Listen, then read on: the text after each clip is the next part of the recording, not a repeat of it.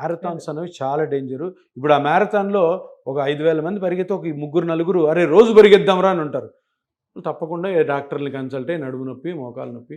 ఇప్పుడు మనం చూస్తున్నాం స్ట్రెన్యూస్ ఎక్సర్సైజ్ చేసి ఎంతమంది సెలబ్రిటీలు చనిపోవట్లేదు.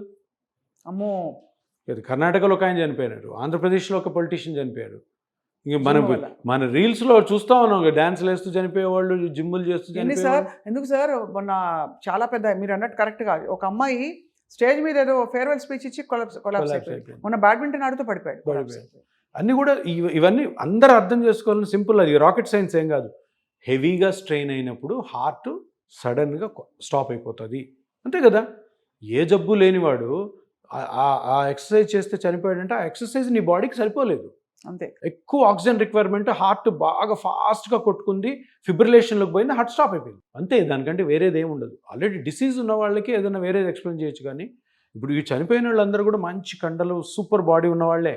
అదేమవుతుంది, వాళ్ళ బాడీ ఎంత బాగున్నా కానీ హార్ట్ సపోర్ట్ చేయదు.